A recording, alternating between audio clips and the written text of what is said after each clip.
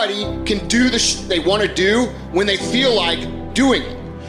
Anybody can go to the gym when they feel like going to the gym. Anybody could show up to work and give 100% when they're in the mood to do so. But what makes successful people successful is what they do when they don't feel like it. I see people writing on my page, oh, Andy, I'm motivated. Oh, I listen to your videos and I get hyped.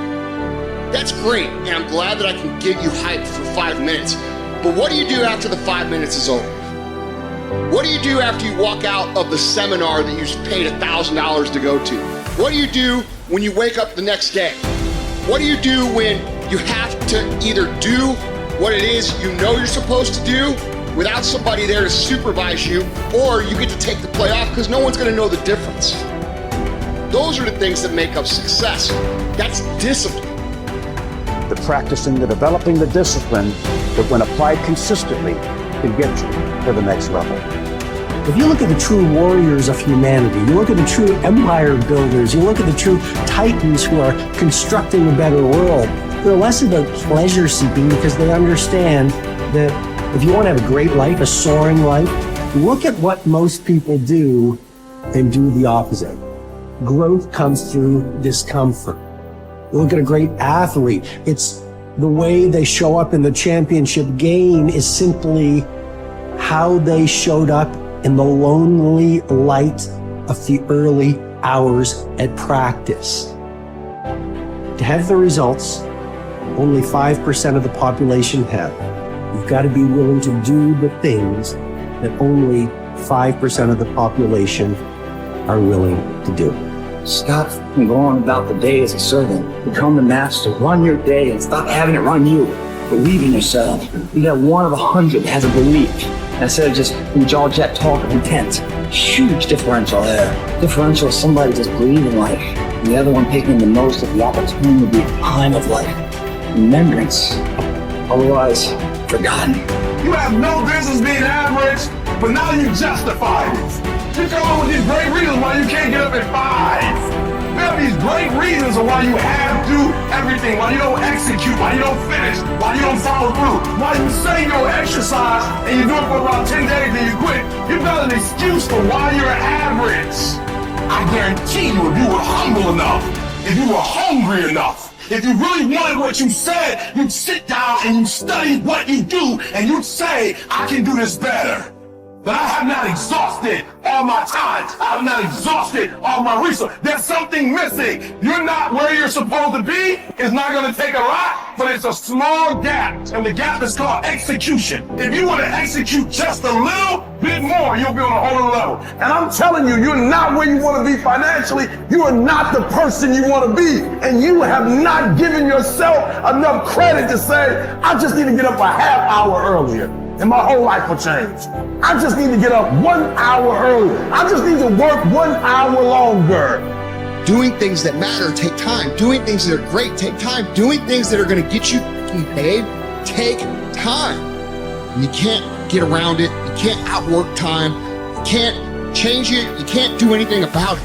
It's just going to take time. And if you can understand aggressive patience, you can put it into play in your life, you can not only achieve everything you want to achieve, but you can do so with a sense of calm, with a sense of confidence, with a sense of certainty that your life is going to turn out the way that you want it to. It takes faith. You have to trust that things are going to happen. At the end of the day, if you go to bed at night and sleep good knowing you gave every day your all, you can feel good that things are going to happen. If you can understand that it is going to take a long time, and during that time, you are going to have to do absolutely everything you can, you cannot be anything else but successful.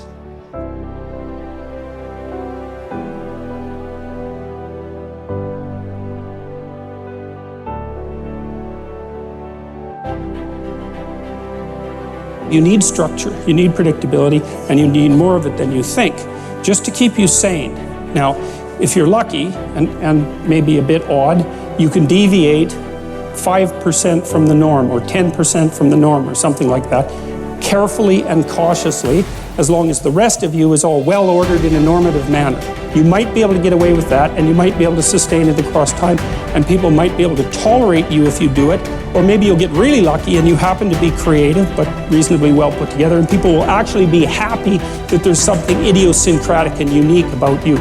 But even under those circumstances, mostly what you want is to have a routine that's disciplined, that's predictable, and bloody well stick to it. You're going to be way healthier and happier and saner if you do that. And then the other thing that you need, because this is one of the things the psychoanalysts got wrong, I think, is that they overestimated the degree to which sanity was a consequence of being properly structured internally, you know. Because from the psychoanalytic point of view, you're sort of an ego, and that ego is inside you. And of course, it rests on an unconscious structure. But the purpose of psychoanalysis is to sort out that unconscious structure and the ego on top of it, and to make you a fully functioning and autonomous individual. But there's a problem with that, because the reason that you're sane as a fully functional and autonomous human being isn't because you've organized your psyche, even though that's important. The reason that you're sane, if you have a well-organized unconscious and ego, is because other people can tolerate having you around for reasonably extensive periods of time, and will cuff you across the back of the head every time you do something so stupid that people will dislike you permanently if you continue. And so what people are doing to each other all the time, just non-stop, is broadcasting sanity signals back and forth, right? It's like you smile at people if they're not only behaving properly, but behaving in a way that you would like to see them continue to behave. You frown at them if they're not, you ignore them if they're not, you shun them, you roll your eyes at them, you manifest a disgust face, you don't listen to them, you interrupt them, you won't cooperate with them, you won't compete with them. It's like you're blasting signals at other people about how to regulate their behavior so frequently, well, it just makes up all of your social interaction. That's why we face each other, and we have emotional displays on our face, and we're looking at each other's eyes, and we know as much as we can about what's going on with each other, given that we don't have immediate access to the contents of their consciousness. And so partly what you're doing with your routine is establishing yourself as a credible, reliable, trustworthy, potentially interesting human being who isn't going to do anything too erratic at any moment. And everyone else is around there tapping you into shape, making sure that that's exactly what you are. And that's how you stay sane. And so what happens to people too, if they don't have a routine and they get isolated, is they start to drift.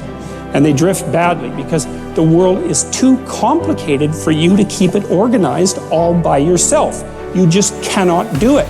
So we outsource the problem of sanity. And it's very intelligent that we outsource the problem of sanity, because sanity is an impossibly complex problem. And so the way that we manage the incredibly complex problem is we have a very large number of brains working simultaneously on the problem all the time. It's like a stock market for sanity. And it's partly, and I use that definition with purpose, because the stock market does the same kind of impossible thing, right? Because it tries to price things, which is impossible. How many things are there? Like 1 billion. How in the world do you decide what the price is? You can't decide what the price is. That's why you have a stock market. Well, in a free market, I mean for consumer goods, is everyone's voting on what the price of everything is all the time. And that's the way we figured out, because it's technically impossible. Understand. Your mind is weaker than your emotions, but you become aware of this weakness only in moments of adversity. Precisely the time when you need strength. What best equips you to cope with the heat of battle is neither more knowledge nor more intellect. What makes your mind stronger and more able to control your emotions is internal discipline and toughness. No one can teach you this skill. You cannot learn it by reading about it. Like any discipline, it can come only through practice, experience, even a little suffering. An active life serves the purpose of giving man the opportunity to realize values in creative work, while a passive life of enjoyment affords him the opportunity to obtain fulfillment in experiencing beauty, art, or nature. But there is also purpose in that life which is almost barren of both creation and enjoyment, and which admits of but one possibility of high moral behavior, namely in man's attitude to his existence, an existence restricted by external forces. A creative life and a life of enjoyment are banned to him. But not only creativeness and enjoyment are meaningful. If there is a meaning in life at all, then there must be a meaning in suffering. Suffering is an ineradicable part of life, even as fate and death. Without suffering and death, human life cannot be complete. As his mind becomes purer and his emotions come under control, his thoughts become clearer and his instincts truer. As he learns to live more and more in harmony with his higher self, his body's natural intuition becomes active of itself. The result is that false desires and unnatural instincts, which have been imposed upon it by others or by himself, will become weaker and weaker and fall away entirely in time. This may happen without any attempt to undergo an elaborate system of self-discipline on his part. Yet it will affect his way of living, his diet, his habits. False cravings, like the craving for smoking tobacco, will vanish of their own accord. False appetites, like the appetite for alcoholic liquor or flesh food, will likewise vanish. But the more deep-seated the desire, the longer it will take to uproot it, except in the case of some who will hear and answer a heroic call for an abrupt change. Persistence and variety. These are the two primary ways to develop great ideas or to solve important problems.